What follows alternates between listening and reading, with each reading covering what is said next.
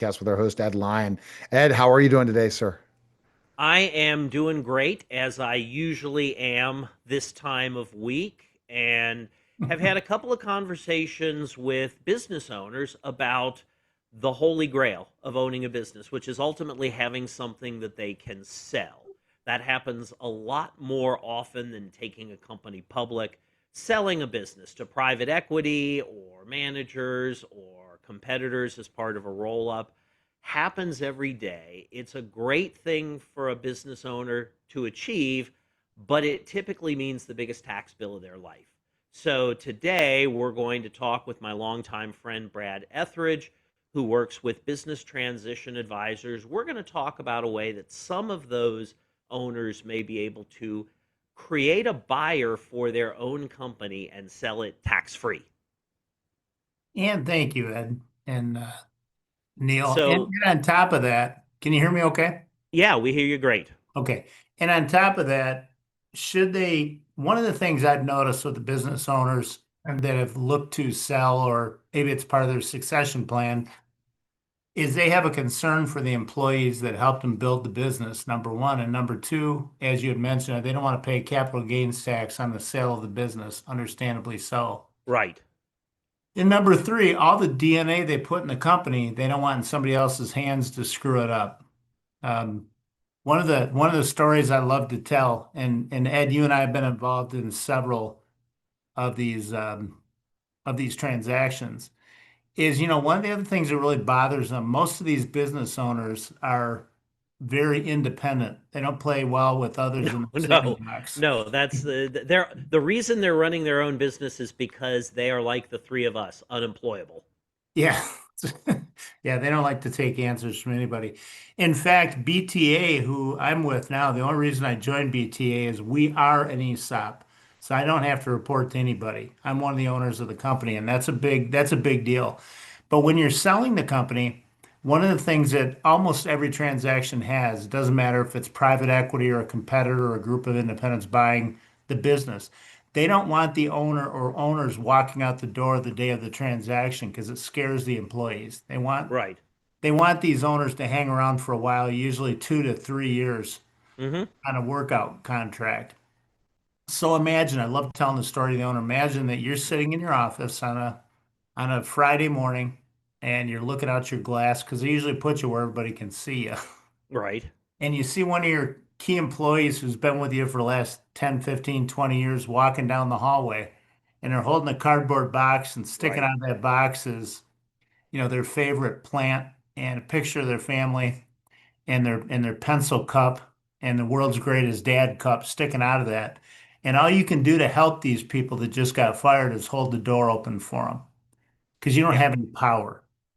All you have is the title and all you have is the history. And that's really hard to think about. And that's really, that's how those workout contracts work. It's terrible. Hmm. So once they get a handle on that, thinking about, okay, I'm still there, but I have to follow somebody else's rules. I already got my money, but I have to hang around. Right. It's not a pleasant feeling for these No, folks. it really isn't a great way for an independent business owner to cap off their career with that business. Suddenly going from independent and being the man to working for the man, which it's a great deal if you're on the right side of that transaction, or the woman, I should say. It But is, yeah. you dropped the term that some of our listeners may not be familiar with yet, but will be more familiar with by the end of this episode. The term ESOP. So first off, before you go into detail about ESOP, if you could just give us a 30-second, 60-second recap of what you've done in financial services before going to ESOP, because this perspective is really important. Thanks. At 35 years of working with clients in the beginning and then eventually with advisors, building tax strategies and telling them, teaching them, training them how to take the complicated and make it simple enough for the client to understand. When the client sits there shaking their head because they don't want to look stupid, that doesn't mean Right, that they're getting your message. And right. actually, that's where I met Ed. Not the stupid part, but where I met Ed years ago is he's really good at taking the complicated and making it understandable. And that's where he and I first hit it off. So we started a group where advisors would come in, tax attorneys, CPAs, and financial advisors, and show them what to do with their high net worth clients, and do it in terms that they could understand. So I get a phone call one day from BTA and said, "Hey, we'd like you to join us and explain to clients and to advisors how these ESOPs work. And we'd like to pay you a pickup truck load of money, and we'll cover all your travels and expenses, and you can speak to groups or individuals. It's your call." And I said, I've got the only problem I have with it is every company I've worked for, I've owned. And they said, "Oh, by the way, we're an ESOP, so you will have equity." Hmm. All right, okay. Well, I'll tell you what, before I make my decision, I need to go talk to my wife. And so that bought me a couple days, and I went to a library with my Big Chief notebook and a headset and my laptop and looked at this really terribly recorded and sounded video presentation on ESOPs for 2 days, 8 hours a day, making notes and figure out how can we make this as short and simple so that advisors and clients. I mean, look, there's a reason why there's only about 5,600 ESOPs in the whole US. It's because everybody makes it so complicated. So, having said that, doesn't count as part of my 90 seconds, Ed. Okay. Okay, so here's how an ESOP works. There's only two And clarify for us, ESOP, employee stock stock ownership ownership plan. program. Yep. Okay. There's only two companies in the entire US that are for profit, don't have to pay taxes. One is a credit union. Think about it, it kind of makes sense. Sure. They don't have to pay state or federal income tax because initially they were built for the blue collar worker, the factory guy. Hmm. They give them a little cheaper interest rate, car note, and they pay them a little bit more on their savings. So the Fed said the only way they could compete with Chase Manhattan or any of the other big banks is they have to have some way that they can be competitive. So what made them competitive is they don't have to pay state or federal income tax. The only other for-profit in the US that doesn't pay state or federal income tax is an ESOP. So once the company is deemed an ESOP company, it no longer pays those taxes. So a sale price is determined for the value of the company. And this is something they're gonna have to do anyway if they want to sell the company. Whoever buys them is going to want to dig deep into their books, do some due diligence, Yep. figure out how much free cash flow they're throwing off, what's their EBITDA, and they're going to decide what is that worth to us. So that's a process any business sale goes through. So this is a fair number, and we'd be very competitive with private equity or a competitor buying the company. In fact, I'll show you. Well, as we go through this, you're going to see there's actually a lot more money. Usually 2.5 to 3 times more than what they would get from private equity, and they still stay with the company, still have control of the board of directors. So they get this money, but where the money comes from is they get some money up front or cash at closing through what's called an ESOP loan, which means the company, not the seller, borrows 2 or 3 times the EBITDA and gives that as cash at closing to the seller. Okay. And then the seller has a seller note. And that Okay, note so that's for the remainder of the purchase price yep. is seller financing. So let's say the company was valued at 20 million. They would probably get about 3 million at close in cash, and then they'd have a seller note for 17 million that would earn interest from day one. Okay. The interest has to be just a little bit less than what the bank's charging because the bank wants the seller to be subordinate. Okay.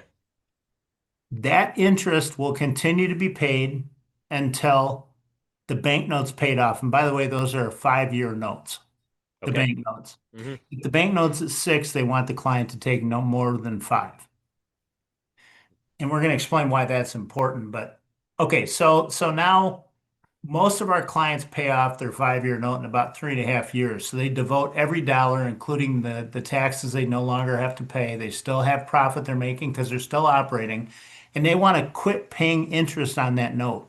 Once that seller note's paid off, then the client starts to get interest and principal until they're made whole on the remaining 17 million.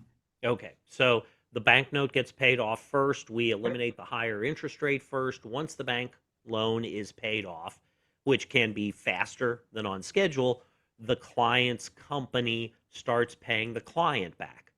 Yep, and that whole time they're paying them interest and principal. Here's the fun part of this.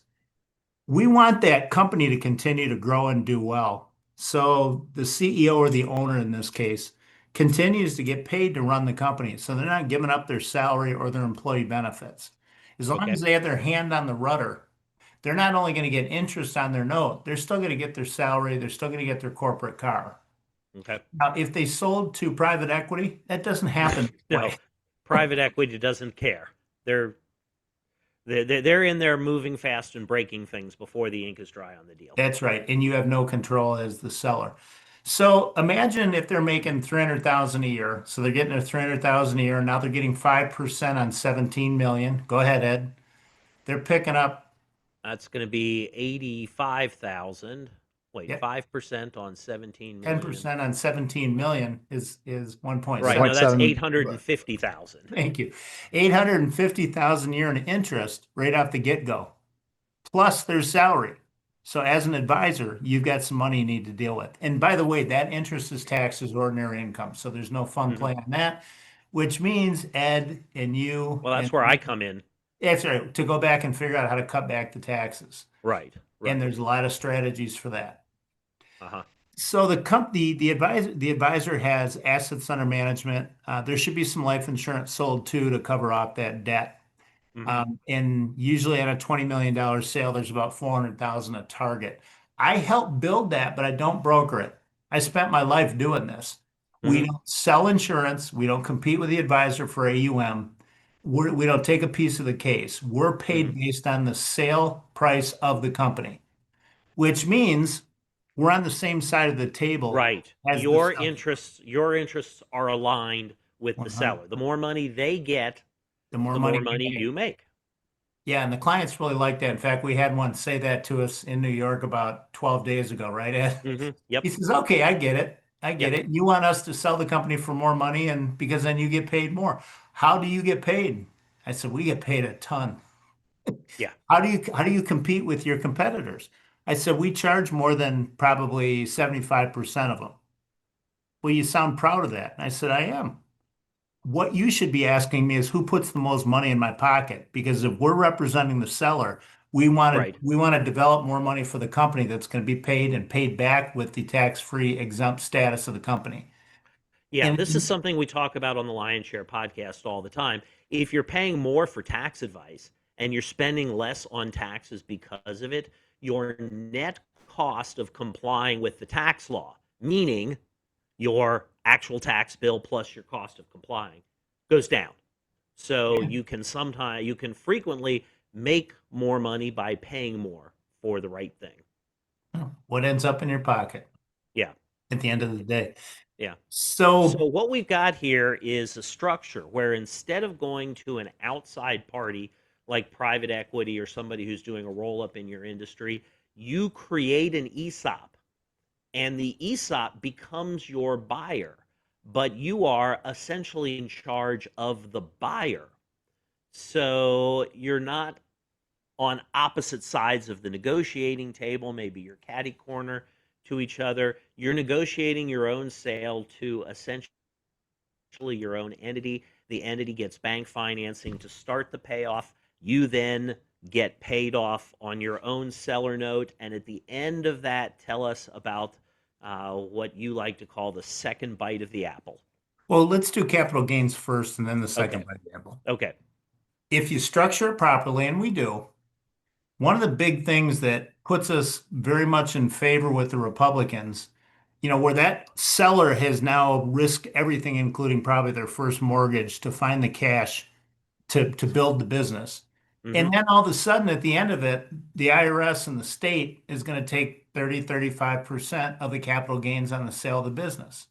We can defer permanently or eliminate all the capital gains by structuring this in the beginning. So all of a sudden now we don't have the 35% capital gains, and it's a big deal. In some states, it's a lot more, like California. Yeah. You got a 13% cap gain plus the state tax. In New York, same thing, right? Ed, Right. Yeah. between the federal and the state. So we've eliminated. You can easily lose a third of your sale proceeds. Wow. So we're Yeah, wow is right, Neil. Yeah. Because when you're selling a business, most business owners want to turn their equity in the business into lifetime financial security, essentially turning the business into a pension. And if you're going to lose a third of your sale proceeds to taxes, plus if you've got to pay off any debt or anything like that connected with the merger, you're really, you got to look at that bottom line number. What's my walk away number after taxes, after expenses? By eliminating the tax bill, suddenly that walk away number, no matter how much you're selling the business for, that walk away number goes up by about 20-25%. And yeah, it's the ultimate succession plan for somebody who has most of their net worth in their business, which is most of them, as you well know. Yeah. Yeah. So at the end of the day, that's one way. Here's the other thing. The seller is encouraged to have the business continue to grow. One of the characteristics of an ESOP is there needs to be a trustee in place. And Right. trustee, So the ESOP itself is a trust. When you put money into a defined benefit plan or to a 401k plan, those funds are actually held in trust, a qualified plan trust. The ESOP is a variation on a qualified plan trust. and it is treated the same way. It is the growth is deferred. The payout once they start taking money out and cashing shares is going to be taxed like a 401k or profit sharing plan is. Hmm. So this follows those same rules, but then there's some interesting twists, and we'll go through those. So as the company becomes more profitable, their share values rise. Now, from an owner's perspective, and I'll get back to the trustee in a moment, these are not voting shares. So guys can't get together or gals get together in the break room and decide they want to get rid of the president. They have no vote. Okay. Okay. No These are pitchforks and beneficial. torches.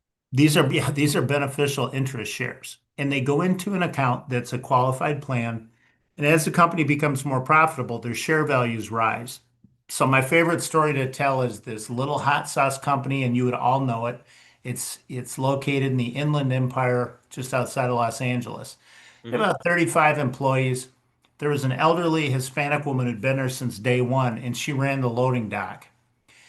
And her back was kind of hunched over, but she looked tough.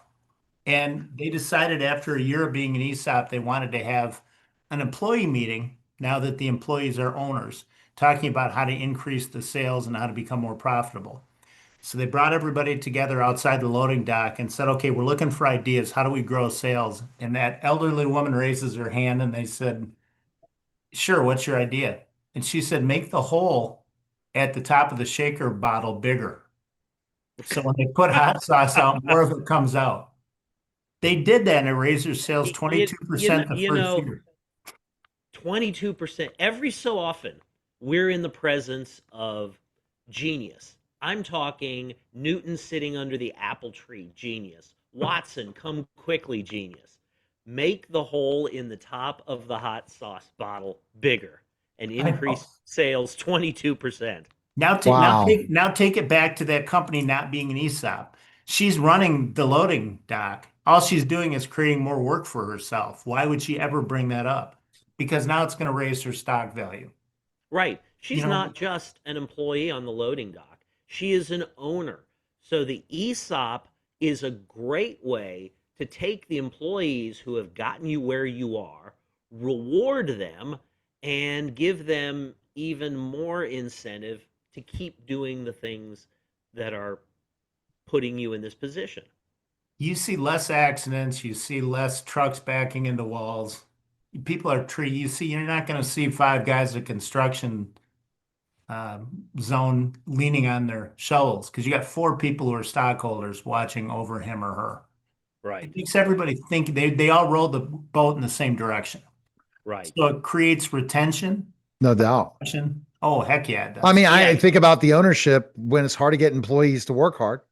I Yeah. mean, we're seeing that against line. If you own part of the business, you're more motivated to see it grow and Right. develop and have the right customer service and all those. Can you give examples, Bradley, of organizations like that That that that are ESOPs who became ESOPs after a specific sale? Not giving just examples, not like case ones you can say. yeah, absolutely. No, and yeah, we never use the specific Yeah. unless we had the Ed, what's the name of that big grocery store down in Florida? Publix. Publix. Yeah. Publix grocery store is an ESOP. That's a good example, right? Because they're huge. They dominate Florida, the Southeast. Piggly Wiggly. Listen, the reason that Publix became an ESOP is grocery stores in general work on about a 1%, Right. Pretty right? thin There's not profit big margins. margins. So all of a sudden, if they didn't have to pay taxes and they could offer better retention, they have meat managers that have been with them for 20 years that have $3.5, $4 million in their retirement account. They have $20 an hour cashiers that have 1.5, 1.6 million in their retirement account.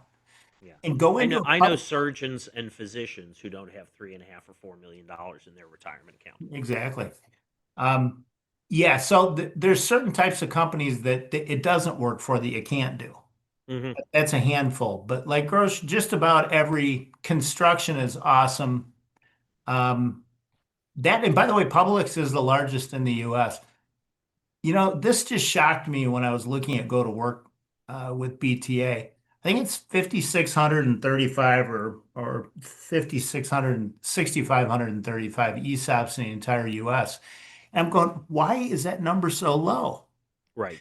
I've been in financial services at that point 38 years, and it took me 2 days, 8 hours a day to figure out how they work. I think everybody's making this way too complicated. Now, there's a lot of moving parts to it. Here's the one that started this whole long conversation. Ed's asking me about it.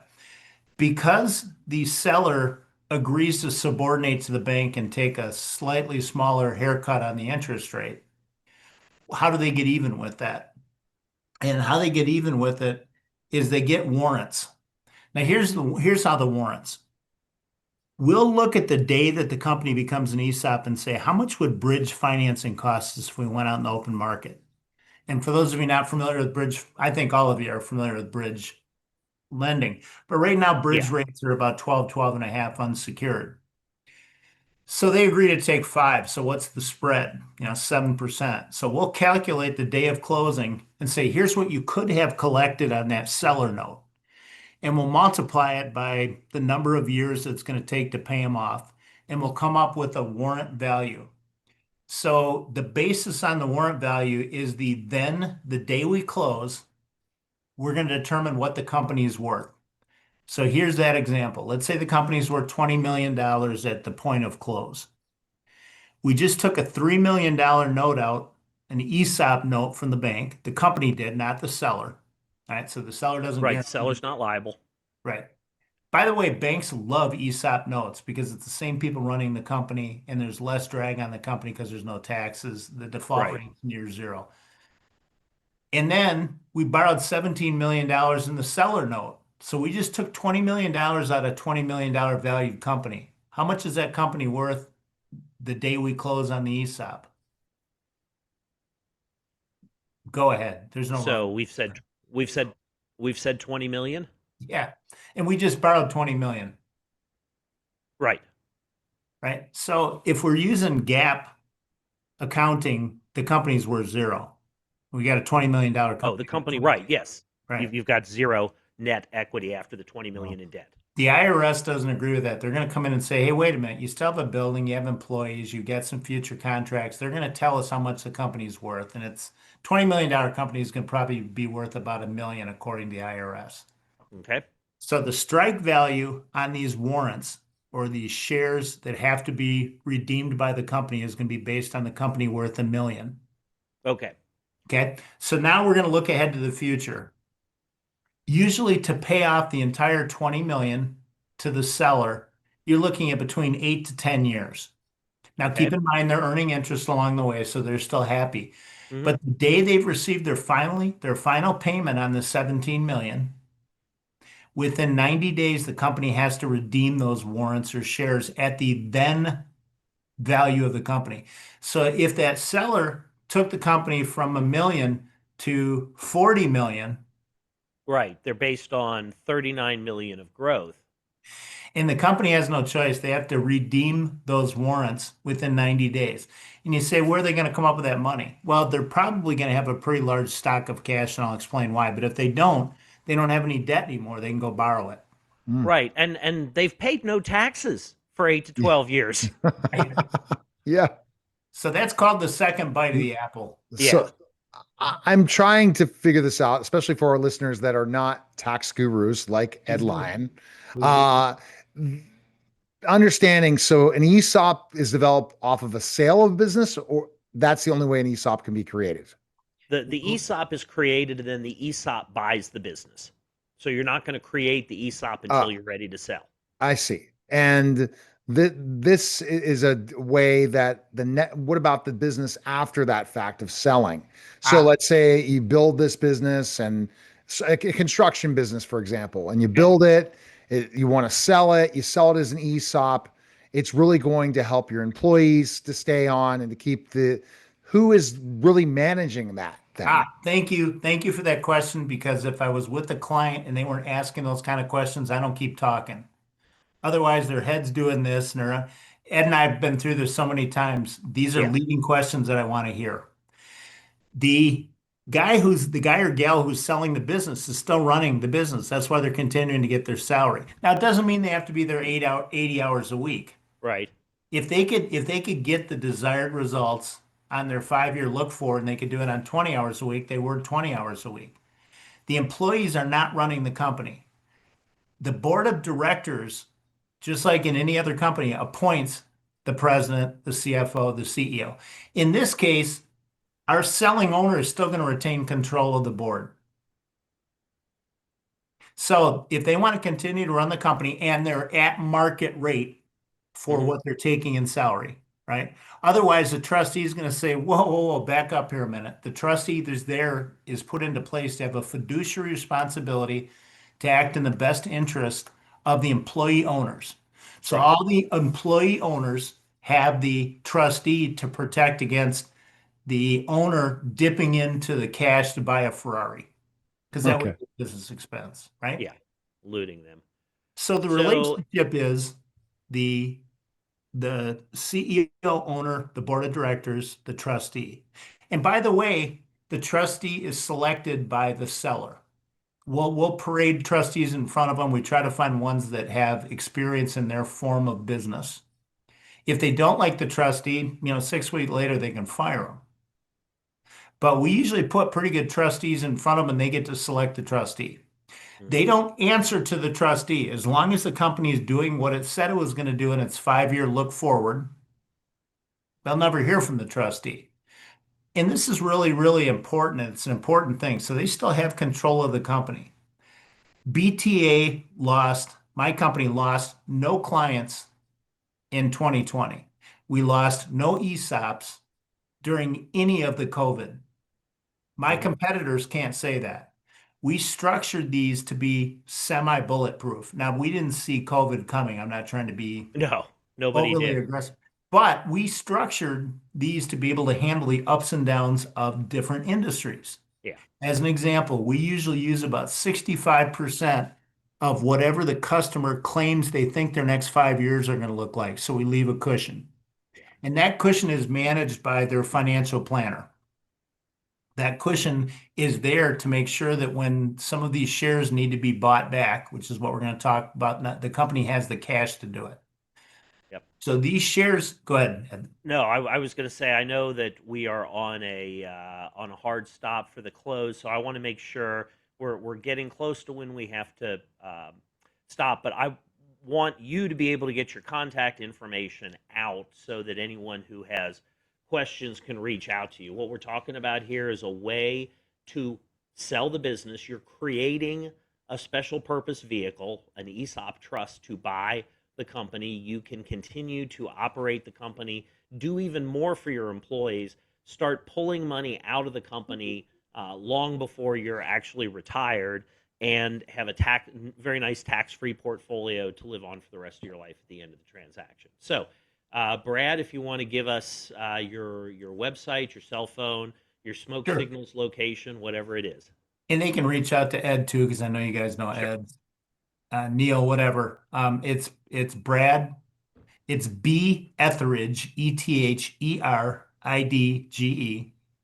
at bta.us.com. That's a mouthful. Yeah. So here's the easier one. My cell phone, you can text me, call me, whatever. My cell phone is area code 616-485-2008. 616-485-2008. Great. And we'll get that posted with the video when that goes up. And one more thing, we're looking for clients that have a value on their business at least $10 million. Mhm. And they have got to have at least 20 employees. Okay. Otherwise, the economy of scale just doesn't work. If somebody's close or at 9.6 and they've got 18, we can work with it, but we want to see usually 10 million and 20. So I'll shut up now. All right. Okay. Well, this Neil, is so take us home. fascinating. We have to have part two, Ed. This Okay. is this is something I never heard of an ESOP till today. And Mhm. so this is really intriguing because when I run into these types of companies that are looking to sell, because lots of people are looking to sell, Mhm. go to Brad. There you go. Yeah. It's Right. simple. All right. Yeah. All right. Thanks again, Have a guys. nice weekend, everybody. All right. Make sure you like and subscribe and share the podcast.